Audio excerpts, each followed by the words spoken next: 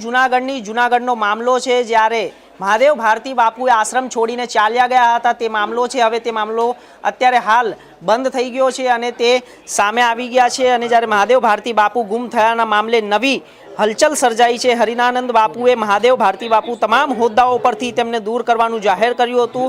હરિહરાનંદ બાપુએ જણાવ્યું કે મારા માટે બધા શિષ્યો સમાન છે, કોઈ મને ગુરુ તરીકે સ્વીકારે કે ન સ્વીકારે, હું તેમને શિષ્ય તરીકે સ્વીકારું છું।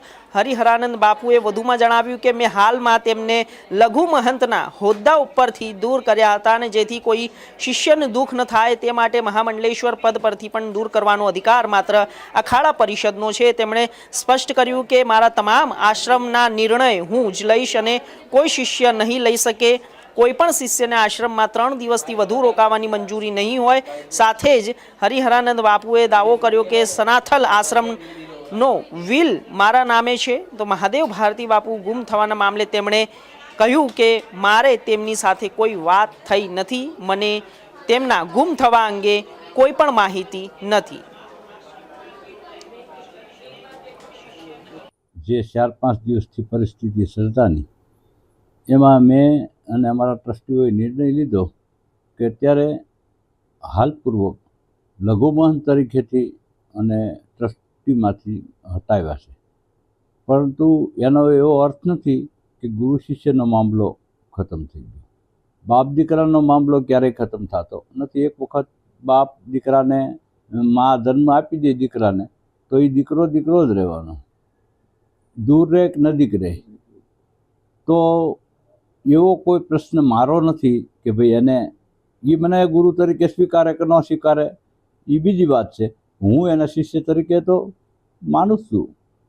સાથે સાથે લઘુમહંત તરીકે મેં અત્યારે હટાવ્યો છે, એનું એક રીઝન છે કે કોઈ શિષ્યને એમ ન લાગવું જોઈએ કે બાપુ એક તરફી તાણે છે। બાપુ મહામંડલેશ્વર પણ છે, મહામંડલેશ્વર તો અખાડાનો મામલો છે અને અખાડાના મહામંડલેશ્વર હોય, કોઈ આશ્રમના મહામંડલેશ્વર ન હોય।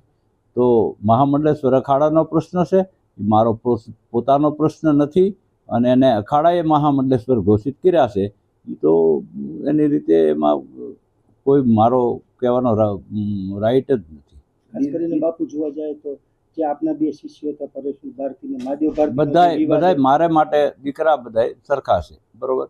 કોઈ પરમેશ્વર ભારતી હોય, મહાદેવ ભારતી હોય, મેં એક નિર્ણય એ લીધો કે ભાઈ કોઈ પણ શિષ્ય હોય, જ્યાં સુધી હું અહીંયા જ છું ત્યાં સુધી ભારતીય આશ્રમની અંદર જુનાગઢ, સરખેજ, કેવડિયા, વાંકિયા હું જ વહીવટ કરી અને હું જ એના નિર્ણયો લઈશ, બરાબર। જ્યારે મને ઈચ્છા થાય ત્યારે કોઈ પણ શિષ્યને નિયુક્ત કરીશ। ત્યાં સુધી 3 દિવસથી વધારે કોઈ શિષ્યને અહીંયા રોકાવાનું નહીં અને આવી અને આનંદ કરી અને વહી જાય। મને ઈચ્છા પડશે તો હું કોઈ શિષ્યને એકાદ દી વધારે રોકાવાનું કે મારે કામ હશે તો શિવરાત્રિ દરમિયાન, ગુરુ પૂર્ણિમા દરમિયાન તમામ શિષ્યનો અધિકાર છે ગુરુ પાસે આવવાનો, એમાં કોઈ બાકાત નથી કે કોઈને ન આવવું કે આવવું।